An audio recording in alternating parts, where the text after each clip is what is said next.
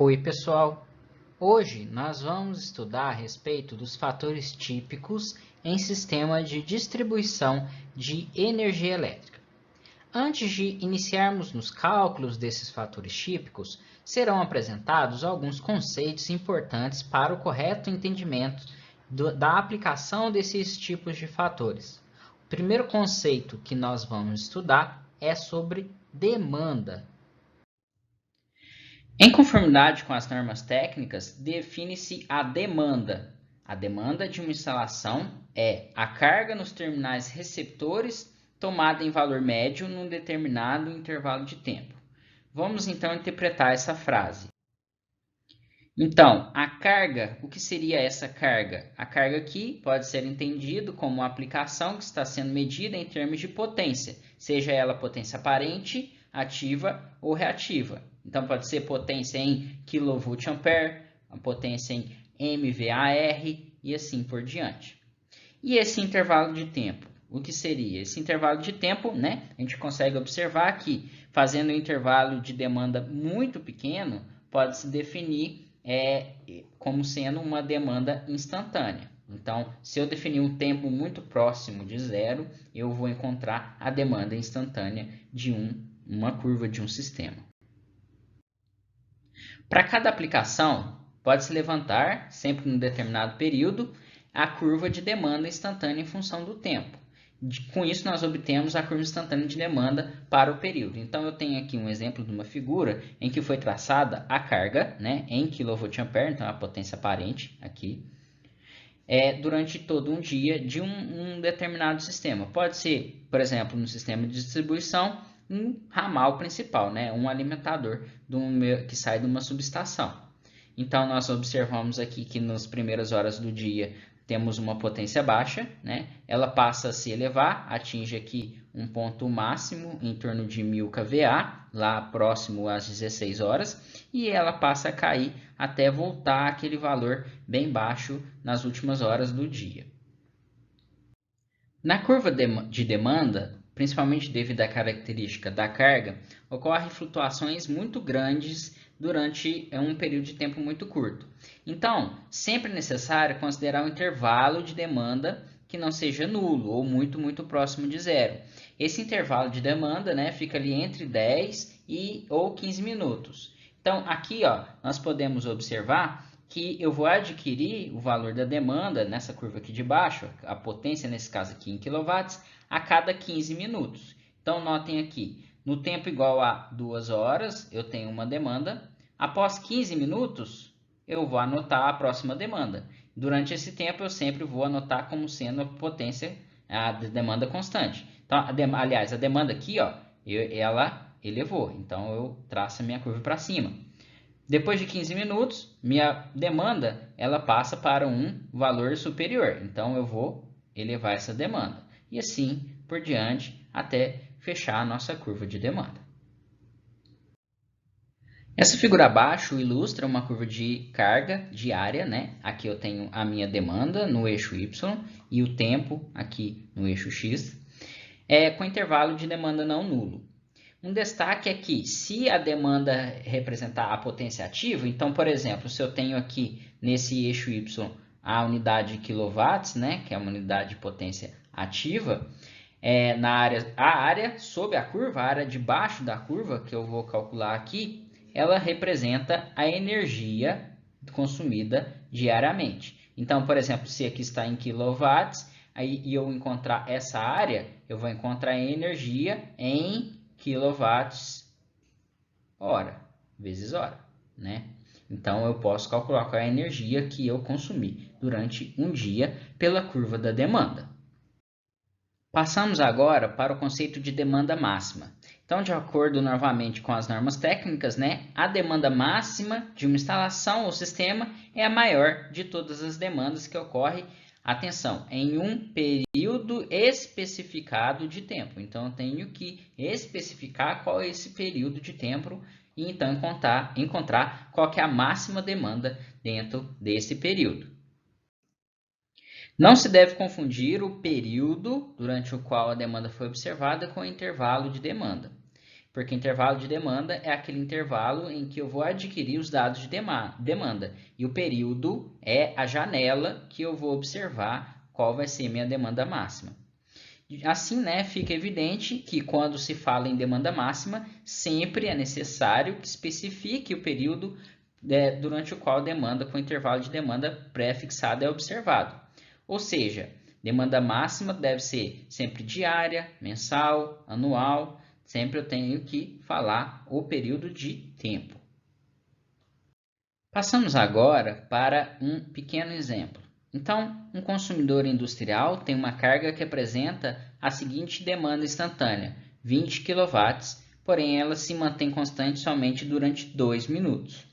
Depois desses 2 minutos, ele passa de forma brusca para 30 kW. Mantém constante durante 2 minutos novamente e assim continua de 10 em 10 kW até atingir 70. Quando se mantém constante, também por 2 minutos, ao fim dos quais cai de forma abrupta para 20 e repete o ciclo. Então ele volta para 20, 30, 40 até 70, volta para 20 e assim por diante. Então, esse exercício pede para determinar a demanda dessa carga com intervalos de demanda primeiro de 10, depois de 15 e de 30 minutos. E admite-se, né, que o instante inicial seja correspondente ao princípio dos 2 minutos com 20 kW. Então, o primeiro passo é construir a curva de demanda de acordo com o enunciado do exercício. Então, está aqui repetido o enunciado do exercício e eu coloquei aqui um gráfico, né? Aqui à esquerda, no eixo Y, nós temos a demanda em quilowatts e aqui no eixo Y nós temos o tempo nesse caso aqui, em minutos, tá? Então, no instante inicial, né, como foi dito anteriormente, ele inicia com 20 kW e se mantém constante durante 2 minutos. Uma vez que aqui é 50, o 20 vai ficar nessa posição. Então, eu tenho 20 kW aqui, ó. Depois, ele passa de forma brusca para 30 kW. Então, ele passou aqui para 30 kW. Saiu de 20, pulou para 30 kW. E ele continua de 10 em 10 até atingir 70 kW.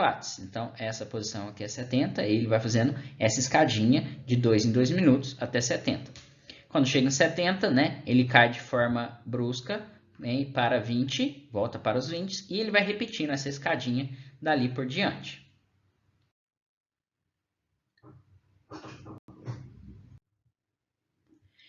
Então, a letra A é a demanda com intervalo de 10 minutos.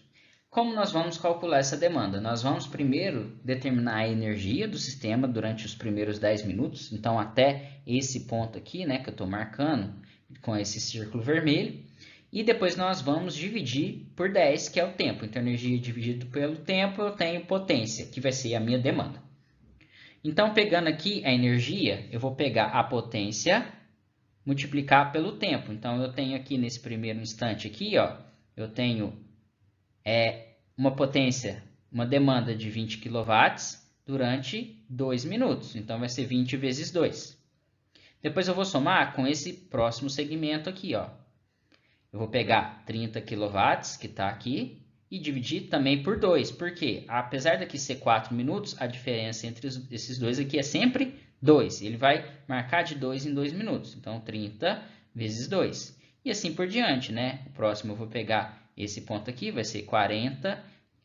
Apesar de ser 6 minutos, né? Nós temos a diferença entre os dois aqui de 2. Então, 40 vezes 2, 50 vezes 2, até 60 vezes 2, que é exatamente até esse ponto aqui. É a última potência que eu devo pegar. Fazendo esse cálculo, eu tenho uma potência, uma energia, aliás, de 400 kW vezes minuto. A demanda, nesse caso, eu vou pegar os 400, dividir por 10, que é o intervalo de tempo que eu fiz o meu cálculo. Então, eu tenho uma demanda de 40 kW. Passando agora para o cálculo da demanda com intervalo de 15 minutos, a ideia é a mesma, né? Nós vamos pegar os valores de potência de demanda ali durante aquele período e multiplicar pelo período de 2 minutos.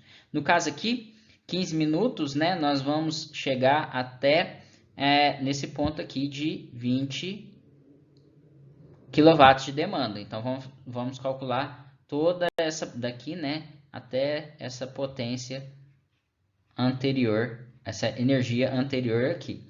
Então, fazendo esses cálculos, teremos no final uma potência, uma energia, aliás, de 610 kW vezes minuto.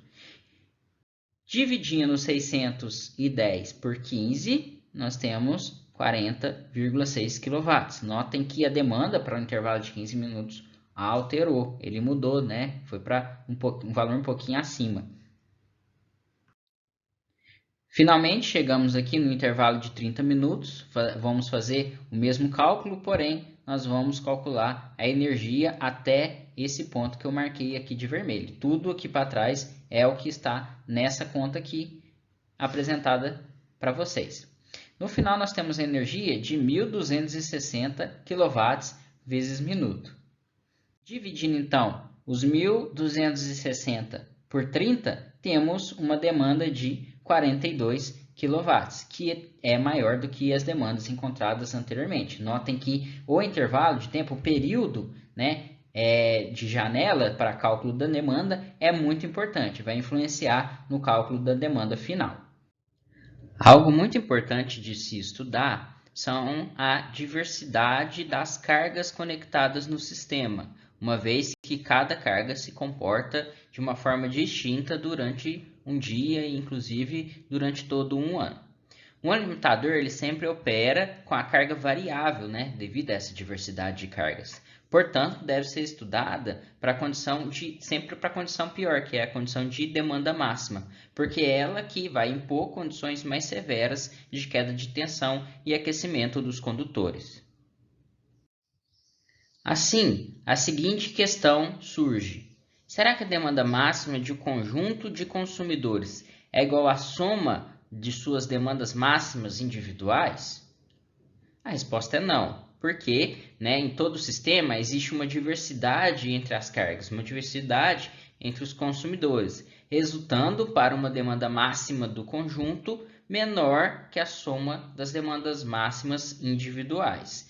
Por quê? Porque as demandas máximas individuais, elas ocorrem em momentos distintos. Portanto, eu não posso somar essas demandas máximas, uma vez que elas não ocorrem no mesmo instante.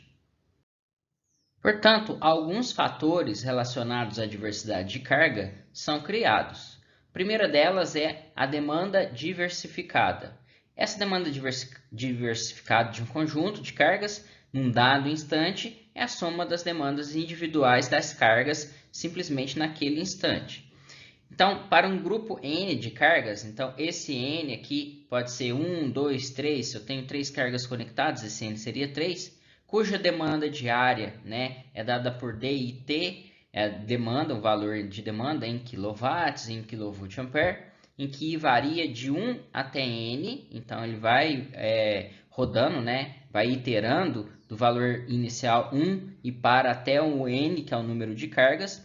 A demanda diversificada do conjunto de cargas é expressa por, então, demanda diversificada em um dado instante de tempo é o somatório, né, de cada demanda individual naquele instante de tempo.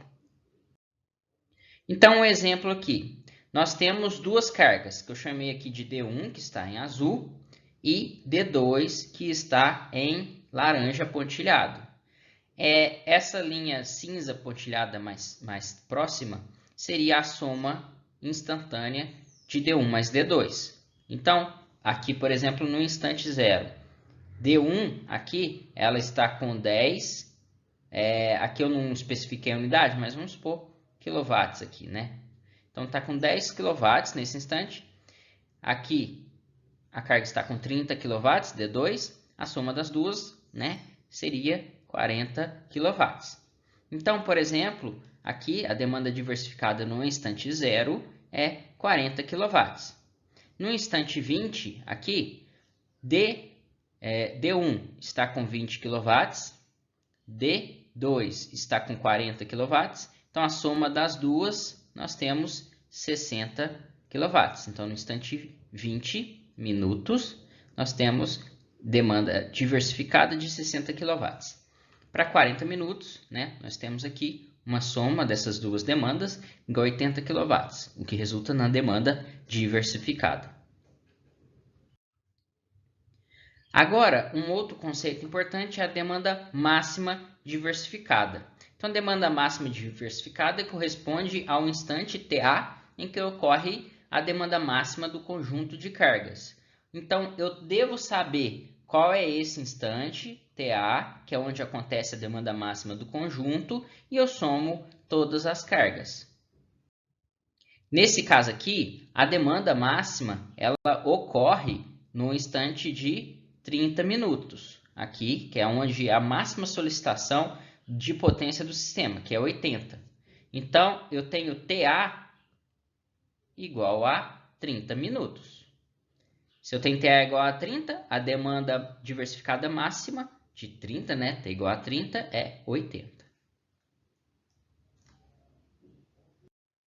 Já o fator de diversidade de um conjunto de cargas é a relação, ou seja, a divisão entre a soma das demandas máximas das cargas, né, a soma de cada demanda máxima individual, dividido pela demanda máxima do conjunto. Então, a FDIV, né, o fator de diversidade, é igual ao somatório de cada demanda máxima individual, dividido pela demanda máxima do conjunto. Uma observação é que o fator de diversidade é sempre maior que 1 e alcança a unidade, ou seja, ele é igual a 1, quando as demandas máximas de todas as cargas do conjunto ocorrem no mesmo instante. Essa é a única condição que eu tenho um FDIV igual a 1. Então, para esse exemplo, né, nós temos as demandas máximas individuais. Para a carga D1, a demanda máxima é 60 kW. Para a carga D2, a demanda máxima é 40 kW. A demanda máxima do conjunto ela é 80 kW. Então, vou pegar aqui a demanda máxima de D1, somar com a demanda máxima de D2 e dividir pela demanda máxima do conjunto. Então, tem um fator de diversidade igual a 1,25.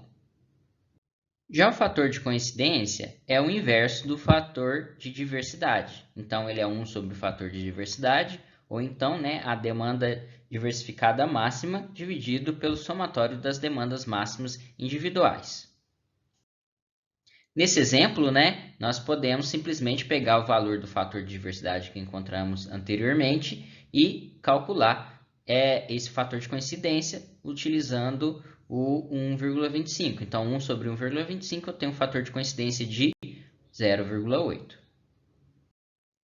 Outro fator utilizado no sistema de distribuição é o fator de contribuição. O fator de contribuição de cada uma das cargas do conjunto é definido pela relação, né, pela divisão, em cada instante da demanda da carga, considerada a demanda da carga considerada e sua demanda máxima. Esse fator ele é adimensional e sempre menor que 1. Né?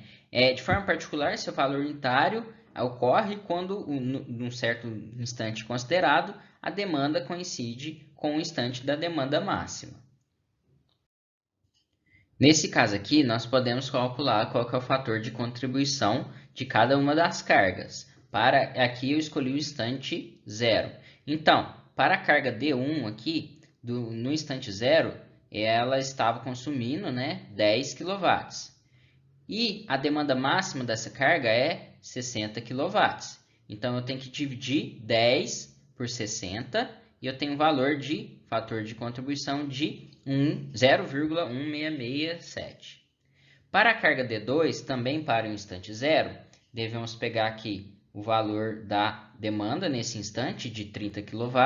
A demanda máxima para a carga D2 é de 40 kW, então 30 dividido por 40 é igual a 0,75. Podemos notar que quanto mais próximo da unidade, mais próximo naquele instante a minha demanda está da demanda máxima. Destaco aqui que é importante o fator de contribuição para o instante da demanda máxima do conjunto. E ele é definido, né, como nome fator de contribuição para a demanda máxima. Então, nós temos aqui, nesse exemplo, o instante da demanda máxima do conjunto como sendo 30 minutos, um valor de 80 aqui. Então, eu vou pegar esse instante aqui e vou calcular qual que é o fator de contribuição para a demanda máxima. Então, para a carga D1, nós temos aqui 60 kW né? E a demanda máxima é 60. Então, eu vou pegar 60 dividido por 60. Então, eu tenho o fator de contribuição unitário, ou seja, o instante em que ocorreu a demanda máxima coincidiu com esse instante de 30 minutos. Já para a carga D2, a demanda durante esse instante de 30 minutos é igual a 20 kW. E a demanda máxima do sistema é igual a 40 kW. Então, nós pegamos 20 dividido por 40, temos esse valor de meio. Uma observação importante. Conhecendo a demanda máxima de cada carga, assim como o seu fator de contribuição, é possível calcular qual é a demanda máxima do conjunto. Então, a demanda máxima do conjunto nada mais é que a soma da demanda máxima da minha carga individual vezes o seu fator de contribuição. Então, vou somando cada uma dessas multiplicações aqui e no final eu tenho a demanda máxima do conjunto, que também é chamado do fator de diversidade máximo, demanda de diversidade máxima. Pegando dos exemplos anteriores, né, nós temos que a demanda máxima da carga D1 é igual a 60 kW, o fator de contribuição dela é 1, da carga D2 a demanda máxima é 40 e o seu fator de contribuição é 0,5. Então, fazendo essas multiplicações e a soma delas, nós obtemos que a demanda máxima é 80, como podemos observar aqui nesse gráfico. Iniciaremos os nossos estudos com o fator de demanda. Então, o fator de demanda de um sistema ou de parte de um sistema, como por exemplo um único alimentador, no intervalo de tempo t, então tenho que sempre considerar um tempo, por exemplo, um dia, uma semana, um mês. Nada mais é que a relação, ou seja, a divisão entre a demanda máxima no intervalo considerado, né, no que eu disse, no dia, no mês, no ano, e a carga nominal ou instalada total do elemento considerado. Então, em termos de fórmula, né, vai ser a demanda máxima, indicado aqui na parte superior, e o somatório das demandas nominais. Uma observação importante aqui sobre o fator de demanda é que a demanda máxima do sistema e a carga nominal desse sistema deve ser medido nas mesmas unidades. Então, pode ser unidade de corrente, potência, ambas devem ter a mesma grandeza, né? Amperes, watts, volt-ampere reativo ou volt-ampere. O fator de demanda não tem unidade, né? Ele é adimensional e geralmente ele é menor ou igual a 1. Porém, ele pode alcançar valores maiores do que 1. Quando isso acontece, significa que o sistema está operando com uma sobrecarga. Então, para ilustrar o fator de demanda, nós vamos analisar esse sistema que possui 3 cargas. Essas 3 cargas são alimentadas por 3 transformadores. Então, a carga 1, S1, nós temos uma potência de 160 kVA, sendo alimentado por um transformador de 150 kVA. O transformador 2 de 75 kVA alimenta uma carga de 60 kVA e o transformador 3 de 300 kVA alimenta uma carga de 375 kVA. Então, nós vamos calcular o fator de demanda para essas 3 cargas, assim como o fator de demanda para todo o sistema, para o conjunto. A potência nominal de cada um dos sistemas aqui, de cada uma das cargas, é determinada pela potência nominal do transformador, uma vez que eles foram dimensionados para a potência nominal. Eles são dimensionados sempre para a potência nominal. Se o valor de potência da carga é maior ou menor que a do transformador, isso significa que ele vai trabalhar subdimensionado ou então superdimensionado. Ou seja, vai ter sobrecarga ou uma subcarga. Então, por meio do fator de demanda, nós conseguimos definir, né, identificar esse tipo de situação. Então, aqui o fator de demanda 1, eu vou pegar o 160, que é a carga, o valor da carga de 160 kVA, dividir pela potência nominal, que nada mais é que a potência do transformador de 150 kVA. Então, 160 dividido por 150, temos um fator de demanda para a carga 1 de 1,067. Lembrando que é adimensional, não tem unidade esse fator de demanda. Uma vez que esse valor é maior do que 1, significa que esse transformador 1 ele está operando com sobrecarga. Passando agora para o fator de demanda 2, nós vamos pegar a potência da carga de 60 kVA e dividir pela potência nominal, que é 75 kVA. Dividindo esses valores, temos um fator de demanda de 0,8. Significa que, no caso, que não temos uma sobrecarga. Então, a potência da carga é menor que a potência do transformador, menor que a potência nominal. Finalmente, nós temos o fator de demanda 3. Nós vamos dividir 375, que é o valor da carga, pela potência nominal de 300. Temos, então, o fator de demanda de 1,25. Como ele é maior que 1, nós temos uma sobrecarga, que nesse caso é uma sobrecarga de 25%. Agora passamos a calcular o fator de demanda do conjunto. Notem que eu apresentei aqui a potência aparente e o fator de potência de cada carga. Então, nós não podemos somar algebricamente a potência das três, 160 com 60 com 375, porque as três cargas possuem fator de potência diferentes. Então, nós temos que fazer uma soma fasorial e não uma soma algébrica. Como nós podemos proceder então? Então, nós vamos primeiramente calcular a potência ativa e reativa de cada uma das cargas. Aí sim eu posso somar as potências ativas, depois somar as potências reativas e obter o valor da potência aparente total com cada uma dessas potências ativas e reativas. A potência ativa vai ser nada mais do que a potência multiplicado pelo fator de a potência aparente multiplicado pelo fator de potência. Então eu mostrei aqui, a potência ativa da carga 1 vai ser S1 vezes cosseno de φ1, ou seja, o cosseno de φ1 é o fator de potência dessa carga. Então, eu vou somar P1 mais P2 mais P3 e assim teremos uma potência ativa total do conjunto de 539,8 kW.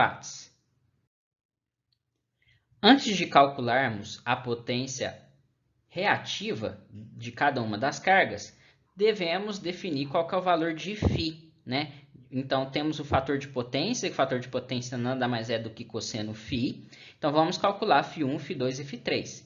Então, cosseno a menos 1 do fator de potência, no caso aqui de φ1, cosseno a menos 1 de 0,85, tem um ângulo φ1 de 31,79. Então, assim, nós vamos proceder para as demais cargas. Então, φ2 é 11,48 e φ3, 23,07 graus.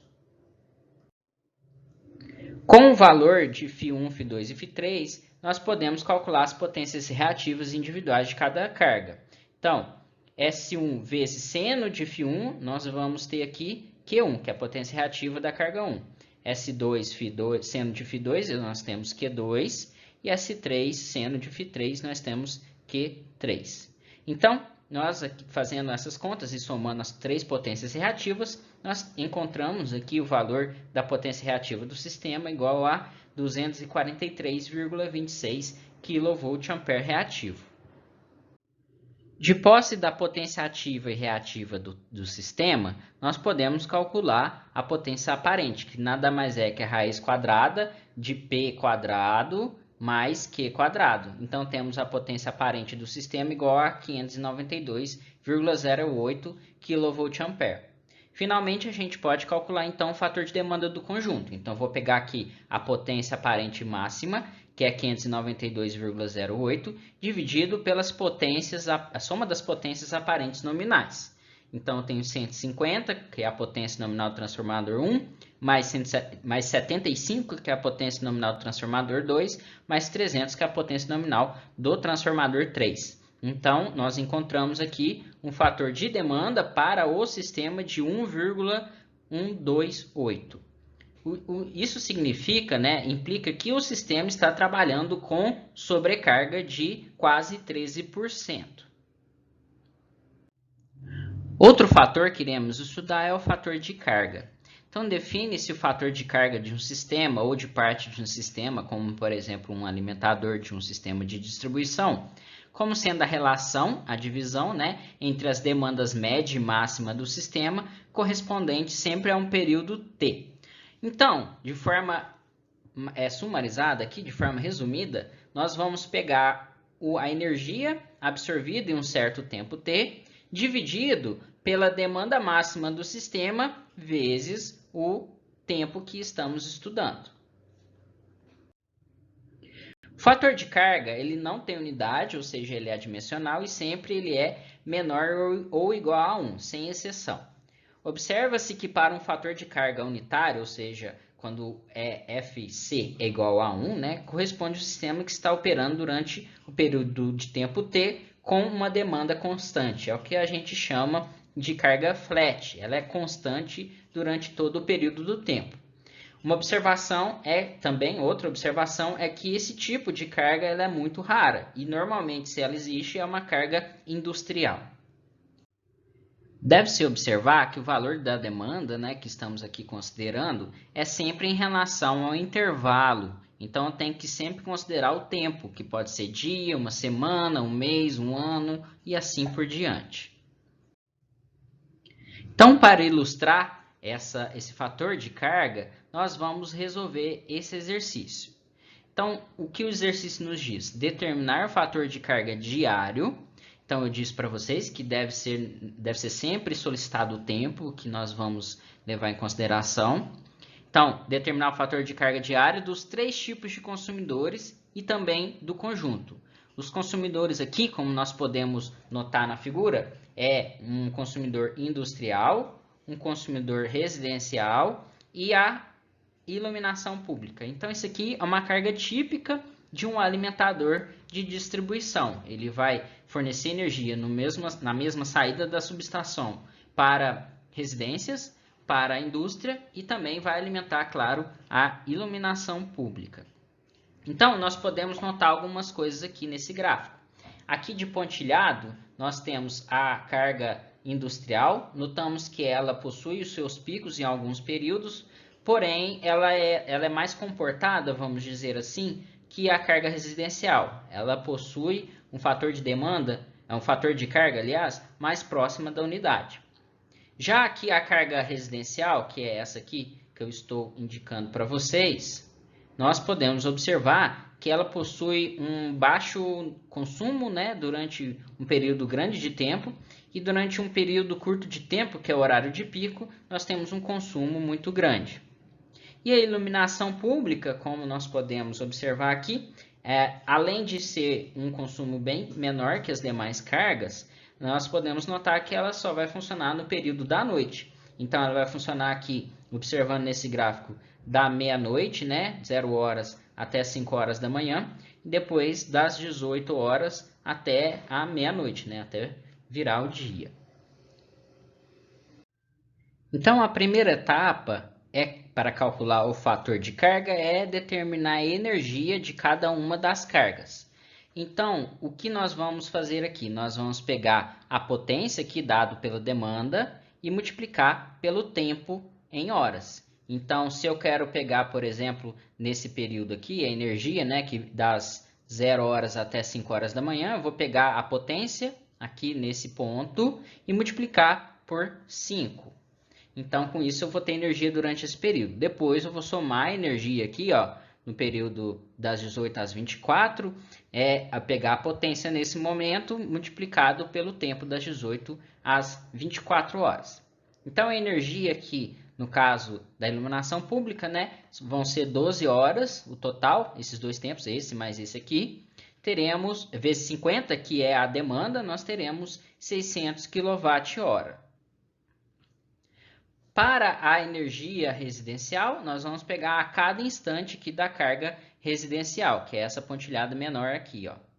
Então, nós vamos pegar durante o primeiro período do dia, vamos pegar aqui durante o horário de pico e vamos calcular, encontrando o valor total de 6.495 kWh. Então, é somente acompanhar a curva aqui em cima. A carga industrial é o mesmo princípio. Nós vamos pegar durante todo o dia, né, as 24 horas, a potência multiplicado pelo tempo que ele ficou. Então, por exemplo, aqui nós temos a carga industrial de 0 horas até 3 horas da manhã. Nós temos uma demanda de 200 kW. Então, vou pegar aqui 3 vezes 200 kW durante as 3 primeiras horas. E assim por diante até finalizar as 24 horas. No total, então, para essa carga industrial, teremos uma energia durante um dia de 14.000 kWh. E do conjunto? Do conjunto nós podemos somar as 3 energias que calculamos. Então, vai ser 600 mais 6.495 mais 14.000, temos a energia do conjunto de 21.095 kWh. De posse da energia total de cada uma das cargas, né, nós vamos calcular o fator de cada uma das cargas e depois o fator do conjunto. Então, vamos pegar, para calcular, nós devemos pegar essa energia que calculamos e dividir pela demanda máxima da carga vezes o tempo. Nesse caso, o tempo é 24 horas. Então, para a carga de iluminação pública, teremos uma energia de 600 kWh, dividido por 50, que nada mais é que a demanda máxima, né? Temos a demanda máxima aqui, como é uma carga muito constante, temos uma demanda máxima em vários períodos da noite. E então 50 vezes 24 horas que estamos analisando. Temos aqui então um fator de carga de 50%. Uma vez que a metade do dia essa carga funciona e a outra metade do dia ela não funciona, nós já poderíamos prever que esse fator de carga seria de 50%. Para a carga industrial, teremos a energia, né, de 14.000 dividido pela demanda máxima. A demanda máxima está nesse período aqui, ó, nesse instante de tempo aqui que eu estou indicando com a seta vermelha, com o valor de 1.100 kW. Vezes 24 horas, né, nós teremos aqui um fator de carga de 0,53 ou 53%. Como eu disse anteriormente, né, a carga industrial ela é um pouco mais flat, é um pouco mais reta, mais constante durante o dia. Então, portanto, ela tem um fator de carga mais próximo da unidade. Então, o fator de carga da residência, que é uma carga que consome pouco durante o dia, com exceção do período de pico, que consome bastante, nós temos energia de 6.495 dividido pela potência máxima aqui no período ali das 18 até as 19 horas, de 1.450, multiplicado pelo tempo total, que é 24 horas, teremos um fator de carga de 0,186 ou 18,6%. Então, como nós prevíamos, né, esse valor ele é muito mais baixo, é muito menor que 1, do que comparado às demais cargas do sistema, que são mais constantes. Finalmente, o fator de carga do conjunto, podemos pegar a energia de 21.095 dividido por 1.900 vezes 24 horas, temos um fator de carga de 0,462 ou 46,2%. O último fator típico de um sistema de distribuição que iremos estudar é o fator de perda.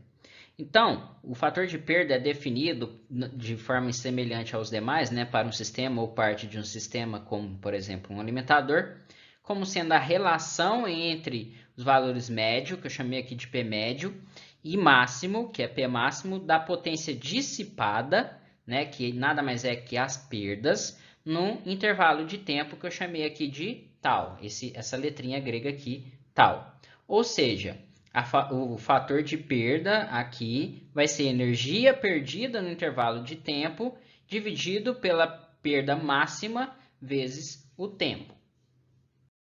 De posse das perdas máximas do sistema e o fator de perdas, podemos calcular a energia para um dado instante de tempo, um dado intervalo de tempo tal.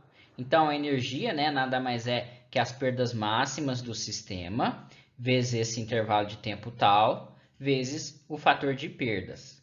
Então, uma constante bastante utilizada em projetos de distribuição é dada pela multiplicação desse intervalo de tempo e vezes o fator de perdas, o que eu chamo aqui desse H equivalente de perdas.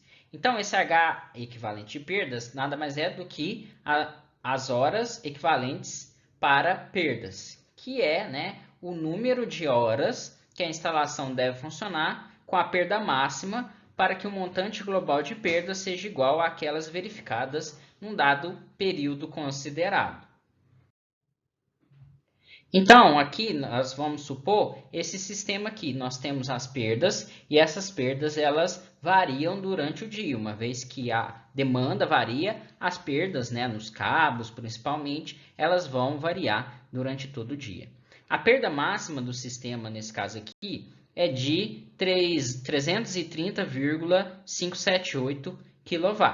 Então, quanto tempo, quantas horas que perdendo, né, 330,578 kW que esse sistema deve ter para que ele tenha a perda total durante 24 horas. Então, eu vou calcular esse H equivalente por essa definição. Então, passamos agora para um exemplo do cálculo do fator de perda. Então, um alimentador trifásico, um alimentador de distribuição, operando na tensão de média tensão, 22 kV, supre um conjunto de cargas. Pede-se o fator de perdas e energia dissipada na linha. Então, sabe-se que o comprimento da linha que alimenta, né, que faz parte desse alimentador, é de 10 km. A impedância série da linha é 1 mais J2 ohms por quilômetro, então essa aqui é a resistência por quilômetro, que é 1. Essa aqui é a reatância indutiva por quilômetro, que é 2.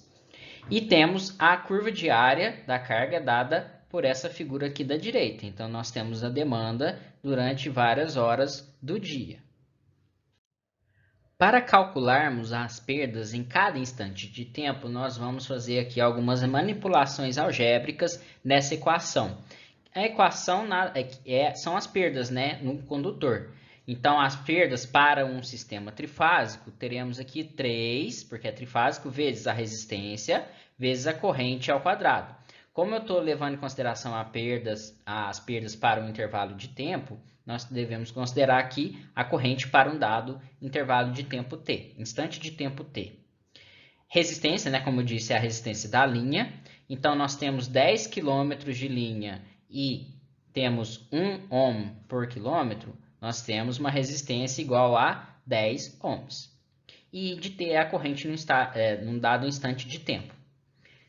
Como nós calculamos essa corrente? Essa corrente vai ser a potência aparente em um dado instante de tempo dividido por raiz de 3, porque o sistema é trifásico, vezes a tensão nominal. Então, S de T dividido por raiz de 3 vezes 22.000, temos um valor de 26,243 vezes 10 a menos 6 vezes a potência num dado intervalo de tempo.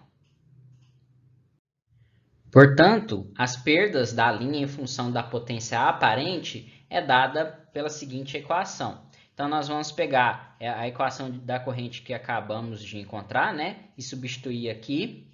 Vamos pegar a resistência de 10 ohms e substituir aqui também.